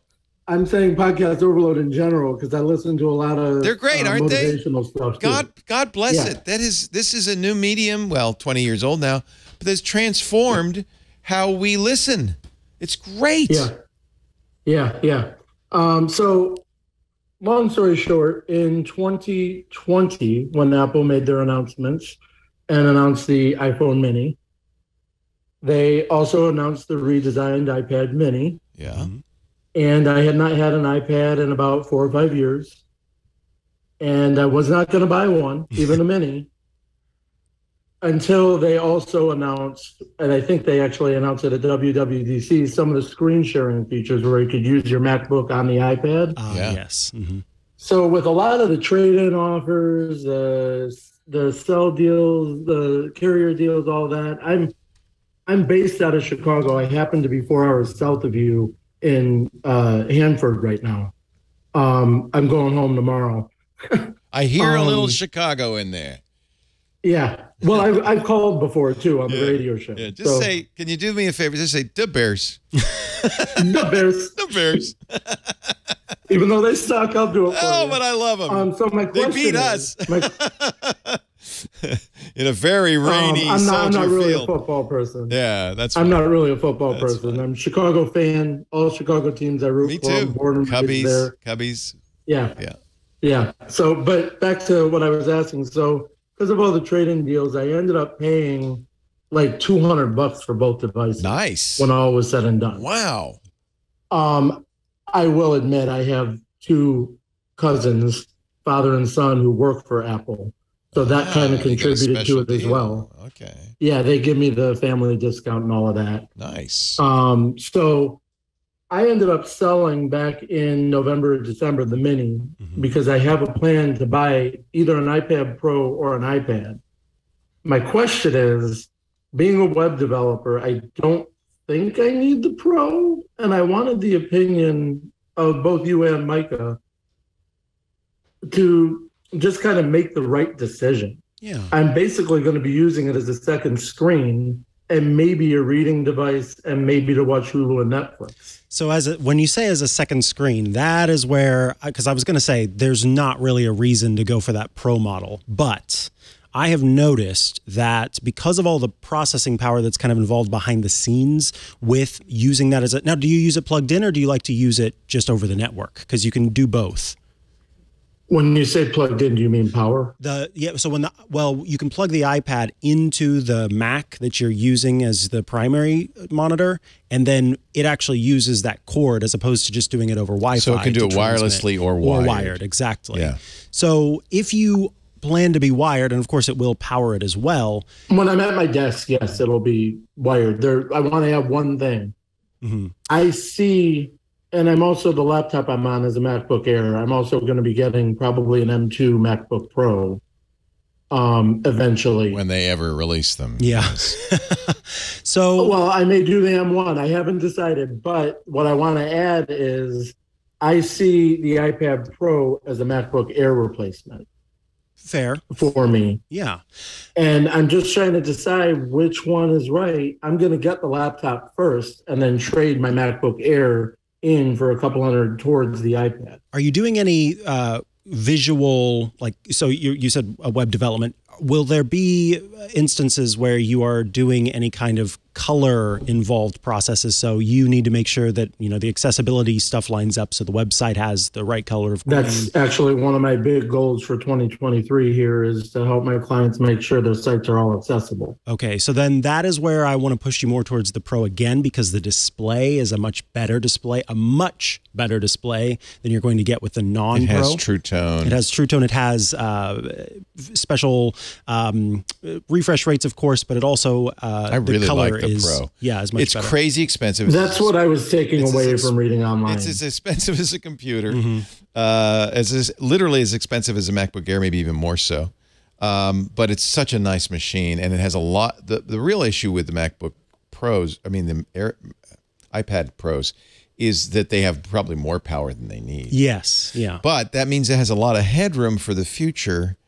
If you're just using it as a second screen, you can just buy a cheap second screen. You'd be better off. There are lots of USB screens that work with the Mac. You just put it next to it. They're even bigger. They're 14 inches. Yeah, I'm looking for the True Tone. I'm looking for get the. the reason I like the reason I like it as maybe a replacement for the MacBook Air once I have the MacBook Pro. See, no, the only thing that worries me, you said because I could then just take that to a coffee shop and do my writing. No, it's great. It's great for writing. As a developer, it's not a good choice. Unless you're going to SSH into a server somewhere. Yeah. No. I'm looking at something. Yeah, I'm looking at it as a MacBook Air replacement if I get the Pro. Well, that's the thing. It's a good replacement. Which was why I was like, it's not. Do I spend the extra money or not? It sounds like because of the color. It's a really that Mikah was talking about. It's a beautiful machine. I love it. I don't have the most recent one. I think they came out with a new one. They did, yeah. But I have the last, and it's incredible. And that's the beauty of this. This thing is going to go for years because they put so much power, so much RAM, and so much storage. I think I got a 2 terabyte one. I think I don't know how big it is, but it's what I'll be doing. It's a laptop. Yeah, it is. But it's iOS. It's not Mac OS. So if you are a developer, you're not going to run Visual Studio Code. You're not even going to run Apple's own Xcode. So it's not good for some things, but for writing, for a lot, even for video editing, for photo editing, fantastic. It's probably the best photo editing and device those are the 3 things I'd be using the Pro for if I got it. I think that's your answer then, for sure. Yeah, if you're doing video and photo editing, get the Pro. You want the True Tone and you want the power, for sure. Yeah, and I was kind of like, I'm not going to do a lot of photo editing. I'm going to be doing some video editing because I'm going to be starting a YouTube channel for myself. Yeah, it's perfect for that. That kind of thing. Yep. So, all right. And by the way, good news, DaVinci Resolve is now out for the iPad. That is right. So I think, frankly, the other choices were very good, but now you've got probably one of the best editors in the world on the iPad native. Holy cow. Finally, we're seeing some pro software. Hey, Davud, thank you so much for calling. I appreciate it. Yeah, thank you. Have a wonderful day.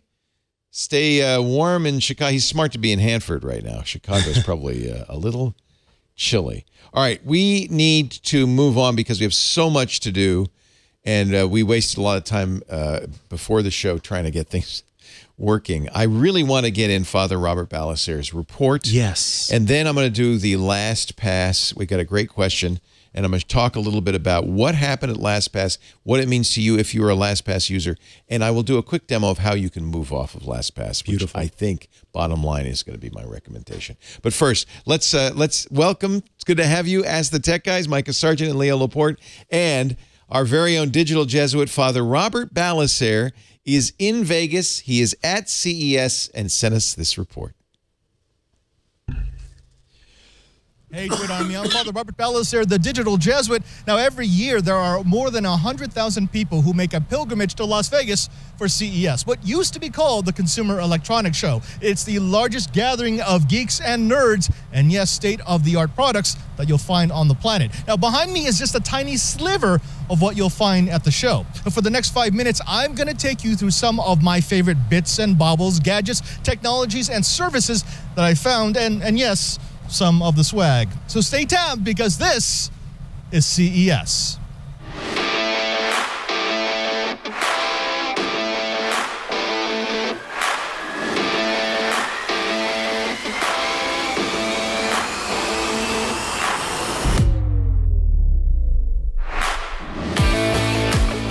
Electric and self-driving vehicles were all over CES this year. From cars like the Lightyear with solar panels that can give you 47 miles of range a day just by sitting in the sun, to hydrofoils for the high seas and everything in between. This isn't a new trend. We've seen these concepts for at least the last 10 years of CES, but what is new is that several vendors, including Mercedes, have announced their intention to build out their own charging networks.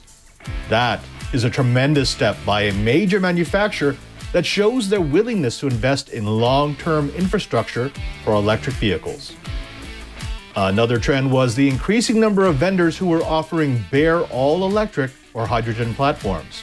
From self-navigating drones of all sizes to minivans and full rigs, these vendors are making the highly technical bits and letting customers build out for their needs. That is going to drive innovation and make the electric vehicle a commodity much like its internal combustion counterpart.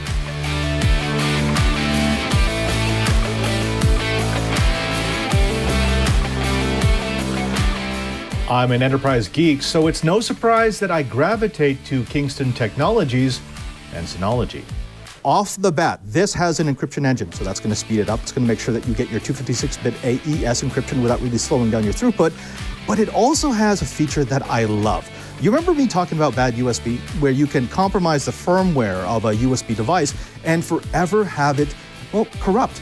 Well, in this case, the firmware is signed, and there's a dedicated piece of hardware inside the enclosure that checks the signature of that firmware. This has got me so excited as a networking geek. This is a 10 gig networking module, and it's replaceable, which means that you can upgrade the speed on all your new NASs. You can give yourself a 10 gigabit per second backbone to your network.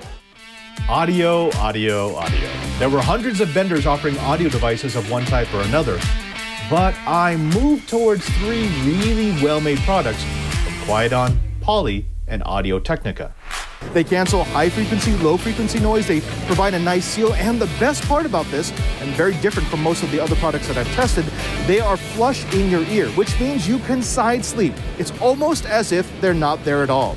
These are the Poly Voyager Free 60 Series wireless earbuds, which can give you between 8 and 24 hours of listening enjoyment, 5.5 hours of talk, and you triple that if you include the battery that's inside the case. Now, the case also does Qi charging as well as USB-C. If you are on a plane, you can use your earbuds just by plugging this into the back of the case, and it becomes your Bluetooth broadcaster. They call it the Stream Set. It's a streaming headset. Now, what makes it a streaming headset? Well, it uses the M50 as its base, which is one of their most popular headphones. They're comfortable, they sound phenomenal, but then they've taken the capsule from their 20 series microphones, which has phenomenal sound rejection, and they've put it into the boom mic. This is the Wally Grip 2. It's extremely stable, but very easy to take off. And best of all, you can put your credit cards in it. And there's a Popple integration where you can just use your NFC on your phone and share your business card digitally on your phone with one tap. Now, these are wafer-thin, credit card-sized tracking devices that work with Apple Find Me. Now, if you are one of these people who is always looking for a way to keep track of your stuff, this is a great way to do it. If you have a pet that's a bit skittish, this is actually whisper quiet. But the nice thing about this is they've included these 5 different attachments. You've got the clipper, you've got the deshedder, you've got one that can be used for cleaning your clothes, you've got this groomer, and you've got the edge remover. Now, all of these are self-cleaning. You push a button and boom, it actually removes the fur that is collected on the tines. Of course, AI was a hot trend. Maybe spurred by the ChatGPT buzz, being AI-enabled is cool again. Self-driving lawnmowers that recognize people and pets, webcams that enhance your Zoom sessions, health systems that can monitor the elderly to determine if they are under or over-medicated, to something like this, the NoCo. It uses digital intelligence, a tiny operating system, and sensors that can pick up your digital devices to learn your behaviors, all in the name of reducing your carbon footprint. It's essentially an AI nanny that learns from your environmental preferences, from AC to your entertainment devices, and does what it can to reduce your power usage. It's been a long and exhausting CES. Thank you for coming along. I'm Father Robert Ballacer, the Digital Jesuit, and we'll see you next time. Wow. Amazing. So if I want to explain who that is, because if you only listen to the radio show, Robert has not been on the radio show more than a couple of times over 19 years. He is on our other podcasts all the time. He is, yes, a Jesuit priest, works, in fact, in the Vatican, where he does digital technology for the Pope. He was the first to set up the Pope with Skype. He also has a really good YouTube channel called Digital Jesuit, and I know that moved very, very fast. You can see more of all of those products on his YouTube channel, Digital Jesuit, and he joins us. I think he's going to join us next week on Twit, on This Week in Tech, our Tech News Roundtable, to give us more of his take on CES. That guy is the Energizer Bunny. Indeed. That was impressive. I don't know how he covered so much stuff. In fact, I want a lot more of that stuff. Anyway, great job from Father Robert. You'll see a lot more of him, I think, on our shows. You're going to see all the regulars. You're going to see more of other people, and I think we're going to get more calls in. That is our hope for the future. I apologize. We didn't get many calls. But it's just the technology. We're getting used to it, but we will do that. We have a couple. I want to go to the email bag. That's another way you can reach us. We'd love to get recordings, audio or video. Keep them under a minute so you can ask your questions that way. The email is askthetechguys@twit.tv. But we have already got some emails, and I have one from Lynn that I thought was quite good. She says, now that I'll be moving from LastPass to Bitwarden, help me understand how something open source that everybody can get into to nose around is more secure than non-open source software. That's actually a really good question. But I want to take a step back because she's moving away from LastPass. So I want to talk a little bit about LastPass and then why Bitwarden, which is a sponsor, and other open source software is actually safer, in my opinion, than closed source software, especially for cryptography and password management is kind of in that realm because it's very easy to do crypto wrong. But when something is open source crypto, a lot of eyes are looking at it, and it's much more likely that the cryptography is done properly. Never, in my opinion, trust cryptography. That's, the scrambling of data that isn't open source. You just don't know what they've done. And there's so much pressure on companies now to give the government, hand the keys over to the government. You just can't trust it. Because Bitwarden is open source, we know exactly how they do what they do to encrypt your passwords, and we know it's good. Now, LastPass and 1Password and Dashlane and all the others, RoboForm and all the others, pretty much do the same thing. They all encrypt your password vault, but to a greater or lesser degree, and there are some, gradations, some differences. They all pretty much use AES 256 and something called PBKDF2 for the hashes. Now, this all comes up and is important because, as I mentioned at the beginning of the show, just before Christmas, LastPass revealed that they had lost control of the vaults. These are the encrypted blobs with our passwords in them. And I feel a little responsible because LastPass was a sponsor for many years, and I know a lot of you are using LastPass because I said they were safe. And at the time, I fully believed they were safe. The question is, should you stay on LastPass? And the answer is not completely black and white. There was somebody in the chat room earlier who said, well, I'm on LastPass. It was hard enough to get my family to move to it. Right. Any password manager is better than none. Even not a great one is better than no password manager. Because what happens if you don't have something keeping track of your passwords, you tend to reuse passwords, use easy to remember passwords. Easy to remember means easy to crack.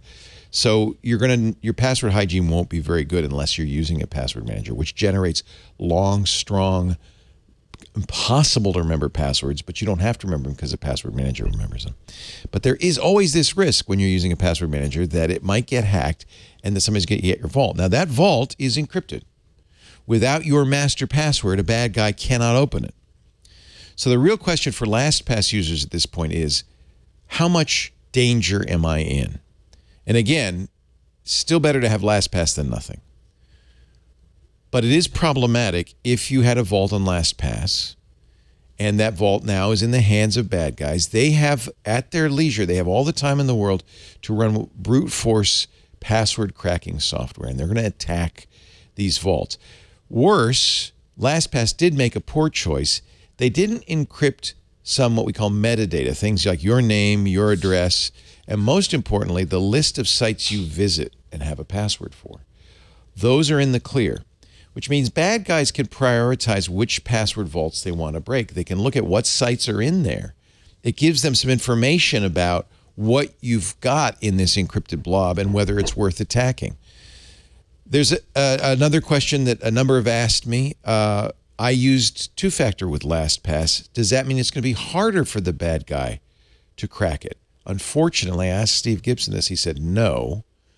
The two-factor is for your use when you're unlocking it on your computer, but if they have the vault, they won't need the two-factor to get into the vault. So all they need to do is crack your master password. Are you at risk? Yes, if you don't have a good master password. And this is the problem. That's the one you have to remember. So people tend to use something they can remember. Don't use monkey123. It needs to be long. It needs to be hard to remember. You're going to memorize it, but it shouldn't be, it should look random at least. Okay. There's one other thing, and I'm going to show you this. So I no longer, I'm grateful because I got rid of LastPass a couple of years ago, replaced it with Bitwarden, our sponsor. And after a period of time, about 6 months, I said, okay, I can now delete my vault. So I'm hoping that my vault isn't in that thing that the bad guys got. But you don't know because LastPass hasn't told us what vaults, when. Are they vaults from a year ago? Or because they're back? They said that LastPass did say it was a backup. When was the backup done? Was it done last month? Was it done a year ago? If it was done 2 years ago, my vault's in it. And by the way, all my passwords, which I have not changed, are in it. So that is something to really be concerned about. If you're going to stay with LastPass, there is something I strongly recommend you do. I'm going to go into the LastPass interface right now.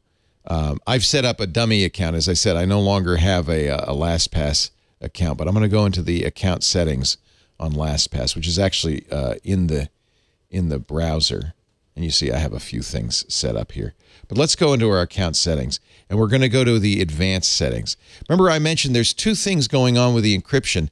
There's AES 256, but the passwords are hashed using something called PBKDF2. And they do something quite clever. They run that hashing algorithm many, many times. Leo, could I ask you, for folks who might not know, what does it mean when you say hash? So you don't want to obviously store anything in plain English. It's a form of encryption, and it's a one-way encryption. So one of the ways sites work when you enter in a password on a site is they don't need the password; they need the hash. That is a number that they created. That if it and then they take your password that you entered, the text you entered, they hash it again, and if the hashes match, they know, oh, that's him. LastPass does the same thing. It doesn't actually have your master password, but it does have a hash of the master password. So the question is, how many iterations did they use when they made that hash? In early days of LastPass, it was 5,000. In modern, here we are 10 years later, the modern times, a GPU-based password cracker can burn through that quickly. 5,000 is not enough. A few years ago, LastPass, and you can see on my screen, went to 100,100 iterations. If your password vault has that number, you're good. If it had 5,000, you're even at a greater risk. So this is really important. Can you turn that up? You sure can. You can make it as high as you want. What's the disadvantage of it? The bigger it is, the slower it will be when you first log into your account, and especially problematic on a mobile device with a slower processor. But I think, as you said, OWASP says, what, 300,000 iterations? 3 times what LastPass is using. That's fine. Set it high. If you're going to keep using LastPass, set it high. The problem is, again, we don't know.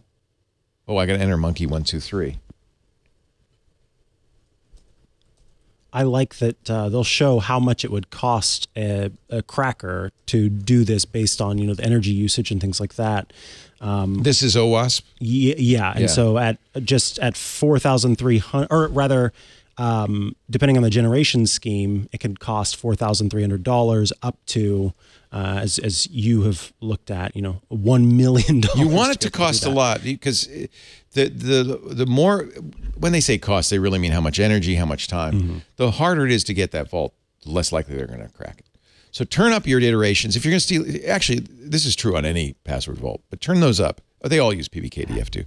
Actually, one doesn't. Dashlane doesn't. They use another one that's actually probably better, but a little slower, called Argon 2. If you're going to keep using LastPass, at least turn that up. The problem is that's not going to change anything in your vault, that old vault, that backup vault that the bad guys now have. It's whatever it was set at the time. And I've heard from many people who said, I looked, and you know what? It's still 5,000. That means that backup is 5,000. That means you're at risk. So what should you do? At the very least, you should go in and change the passwords of your most important accounts, your banking, credit cards, anything where there's money involved. Those are the things the hackers want. Change those passwords to a better password, a long, strong password manager generated password, okay? And turn on two-factor. If you have an important account that does not have two-factor, that's the first thing you should change. Two-factor does protect you against the bad guys stealing your stuff. Doesn't protect them against getting into the vault. But even if they get in the vault, they get your password, they still don't have that second factor, that's good. So that's why you should always use two-factor. And if you're going to, if you think you were in this breach, and anybody used LastPass, I think was, you should change those most important passwords. Should you move off LastPass? That's a little more nuanced. Again, it's better to be on LastPass than nothing, but it's very easy to move. Let me show you how easy it is actually to move. And what should you move to? Well, Lynn was asking about Bitwarden. I like Bitwarden. They are a sponsor, but beyond that, I used them before they were a sponsor. They're open source. I think that is an advantage. Open source means more secure. But 1Password's very good. RoboForm is very good.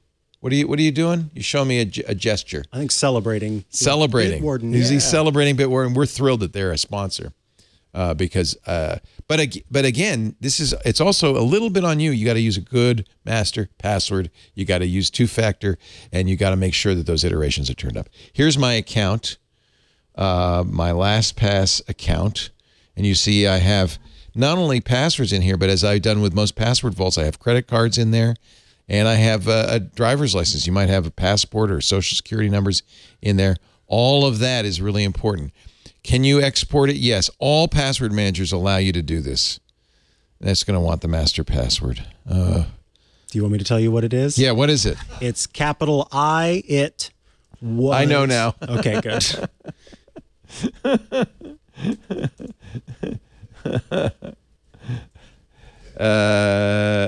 It's not an important password because it's not a real account. But we still probably shouldn't. My battery's running low. Well, we can't log you in. That means the show is over, right? When the battery dies. Let's see.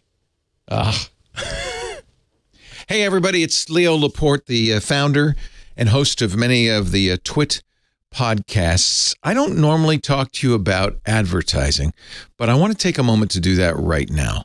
Our mission statement at Twit: we're dedicated to building a highly engaged community of tech enthusiasts. That's our audience, and you, I guess, since you're listening, by offering them the knowledge they need to understand and use technology in today's world.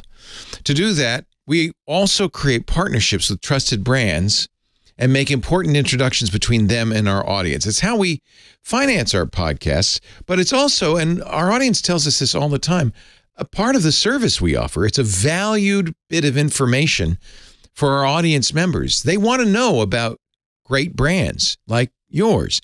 So can we help you by introducing you to our highly qualified audience? And boy, you get a lot with advertising on the Twit podcasts.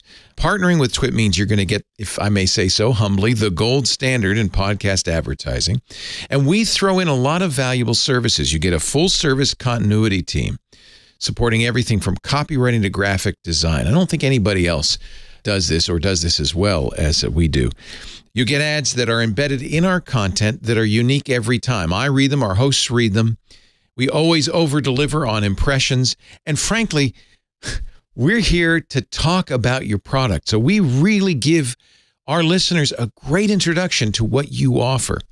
We've got onboarding services, ad tech with pod sites. That's free for direct clients. We give you a lot of reporting so you know who saw your advertisement. You'll even know how many responded by going to your website.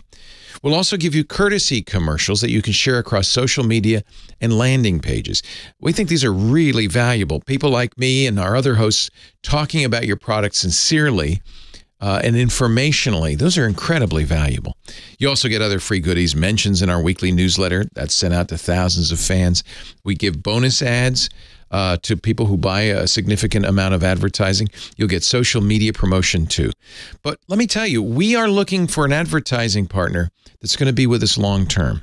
Visit twit.tv/advertise. Check out our partner testimonials. Tim Broom, founder of IT Pro TV. They started IT Pro TV in 2013, immediately started advertising with us, and grew that company to a really amazing success. Hundreds of thousands of ongoing customers.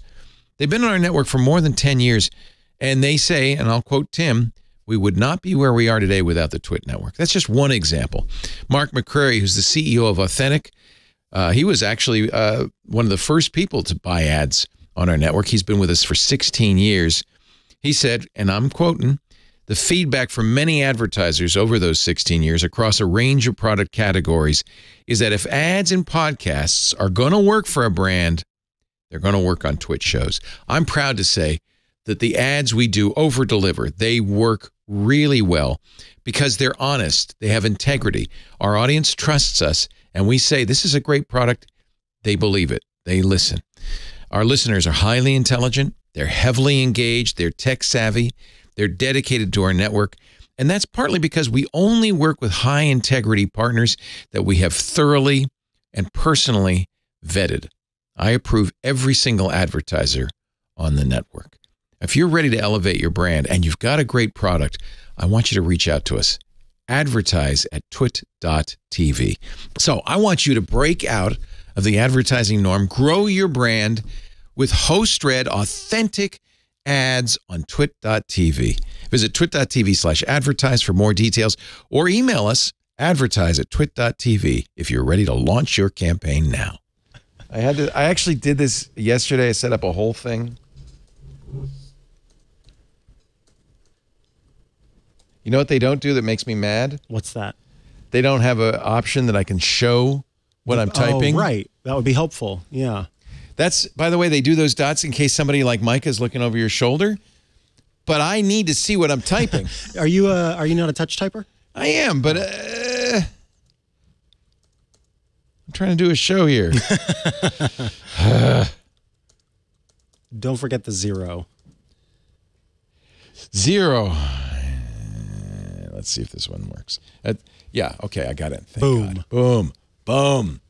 Now, I've downloaded it, and it's a CSV file. That stands for comma separated values. Let's open that up. This is not encrypted, okay? This, let me say that again. This is not encrypted. So very importantly, you're going to delete this file as soon as you're done with it. As soon as you're done with it, because you see it has in here my password, monkey123. Monkey123. It's not real, kids. So that CSV, comma separated file, can be read in by almost any password manager I've seen, Bitwarden, LastPass, whatever. You can import that in. Now, there is one thing to note. It did take everything except for I have a binary image in my notes. I have actually a picture of my driver's license in here. Did that come through? No. So if you have any images, those don't get translated in comma separated values, okay? So but what you get is your passwords. So here's my suggestion, what I would do. If you're still using LastPass, I would get off of it. The fact that LastPass has not been very forthcoming in all of this is really concerning. Mm-hmm. Time to get off of it. I think there's also a larger concern.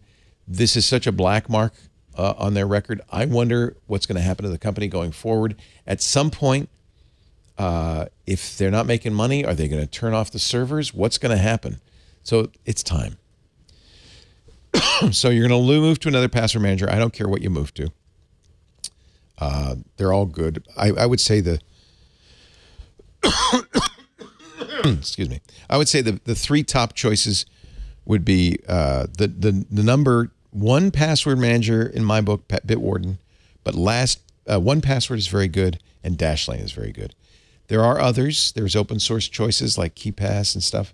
That's fine if you feel comfortable with that, but I would pick one of the top three. I'd pick Bitwarden, frankly. That's what I did pick. That's what Steve Gibson picked, by the way, as well. Again, Lynn, open source, good, not bad. Open source, good. Once you move it in there, you're moved on all those old passwords, right? In fact, this is the first step. Don't do it. Don't change the passwords in LastPass if you're moving off of LastPass. We don't know what's going on. Get it out of LastPass. You probably should delete that vault at some point. Maybe don't do it right away. Make sure you got everything you want. Exactly. If they're binary images, for instance, like my driver's license image, you're going to save that out separately and then add it to your Bitwarden, things like that. But move that stuff over, and then in the new password manager, go change those passwords. And again, the priority is important passwords, money-related passwords that don't have two-factor. Very important. Do those right away. Did you hear that? Change the passwords. Change the passwords. Really important, because we don't know at what point will the bad guy finally get into those vaults and start using those passwords. If there's money involved, change that first. If there's no two-factor. If there's two-factor, you can take a little more time, but get the money ones first. Credit cards, bank accounts, that kind of stuff. Then you can slowly go through the other ones. Honestly, I don't care if a bad guy steals my New York Times account, so I'm not going to worry about it. Really needed to read the news. So I'm not going to worry about that. Anyway, Lynn, great question. I thank you for that. I really appreciate that. Ask the tech guys at twit.tv. I think the time is now. The time has come to move on. Yeah, it really is. And LastPass, I feel bad about it. Remember, they got acquired first by LogMeIn, which then got sold to an equity capital company. That's always a bad sign. Those guys try to extract money. They load up a lot of debt to buy something. Then they need to pay off that debt service. So that's usually a bad sign. It's my guess that's when things started to go south, that they started to focus more on the profits and less on the security. In any event, they've now spun out LastPass into a standalone company. I don't know what the future holds for that company. I think it is time to move. I apologize for getting you on LastPass. But at the time, we thought it was safe. And there's still this risk, you know? Somebody asked a good question that I hadn't considered. The way that we were seeing when you export the vault, it doesn't have those images in there. But do the vaults that were stored with LastPass actually have the images? Yeah. So then, yeah, your driver's license in that instance. Yeah, your social security, your passport, your driver's license. Bad guy has all of that. Good luck changing your social. Not easy. You can, but it's not easy. He also, by the way, or she, has your name, address, your birth date, all the stuff that you gave LastPass that LastPass didn't encrypt. It's just awful. It's awful. It's pretty bad. It's about as bad as it can get. That you had one job, LastPass. It's as bad as it can get. All right, where do we stand time-wise? I think we need to wrap it up. We do need to wrap it up. I hate to say that. We have more questions. Yeah, we've got loads more questions. A lot of you on Zoom. I promise next week, because there won't be CES reports, we will have more time for you. Chris Marquardt will join us next week. We're going to do a photo thing. I'm excited we're keeping that going. New assignment. I said, keep the fishbowl, Chris. Let's see what else. More calls. The new number will be call.twit.tv. That worked pretty well. We'll refine that process. Ask the tech guys at twit.tv is the email. If you're not subscribed to the show, you can subscribe. Go to Ask the Tech Guys. Actually, don't. Go to techguylabs.com or twit.tv/ATG. That's the website. Audio and video will be there. Show notes. Yes, we're still going to put those up. I guess we'll still do a transcript. Why not? Put a transcript up. We hadn't actually talked about that. But we will. Surprise. There'll be a show page there. Yeah. There's also information there about subscribing in your favorite podcatcher. There'll be a YouTube channel dedicated to the show. That's useful because if you want to share clips from the show, you can easily do that. Or you want to see video after the fact. What else? I think that covers it other than, join Club Twit, twit.tv/Club Twit. We'd love it if you did. Starts at $7 a month, $84 a year. And in doing so, you help to support the show and the network. And we get to do great shows like Hands on Windows from Paul Thurrott, Hands on Mac. You do Hands on Mac, which is yours awesome. Truly, and the Untitled Linux Show. Plus, you get access to the Discord server, which is a fun place to chat with fellow Club Twit members and also those of us here at Twit. And you get access to the Twit Plus bonus feed that has extra content you won't find anywhere else. It's a lot of fun, and we would appreciate it if you joined. One more thing I forgot. We are doing our annual survey. We like to know about you. So we know that we're serving you, and it's not obligated, of course, but we would really appreciate it if you go to twit.tv/survey23. It shouldn't take more than a couple of minutes. Answer the questions you feel comfortable answering. You don't have to answer anything you don't feel comfortable answering. But what it does is it helps us, tell advertisers when they want to track you, we won't let them do that. But at least we can say, oh, yeah, well, this is what we know about our audience. That's very helpful to us. It also helps us understand what you like, what you're interested in, and it helps us, tune our programming to make it better for you. We thank our new studio sponsor. You're seeing it right there, ACI Learning, IT Pro, Audit Pro, Practice Labs, and Hubs. We're thrilled to have them as studio sponsors for this show and all of our shows on the Twit Network. Mikah? Leo? Good job. Fist bump. Wait a minute. What is it the kids do? Who knows? This. Yeah, something like that. Thank you for joining us, and we'll see you next week on Ask the Tech Guys. Bye-bye, everybody. Goodbye. The world is changing rapidly. So rapidly, in fact, that it's hard to keep up. That's why Mikah Sargent and I, Jason Howell, talk with the people making and breaking the tech news on Tech News Weekly every Thursday. They know these stories better than anyone, so why not get them to talk about it in their own words? Subscribe to Tech News Weekly and you won't miss a beat every Thursday at twit.tv.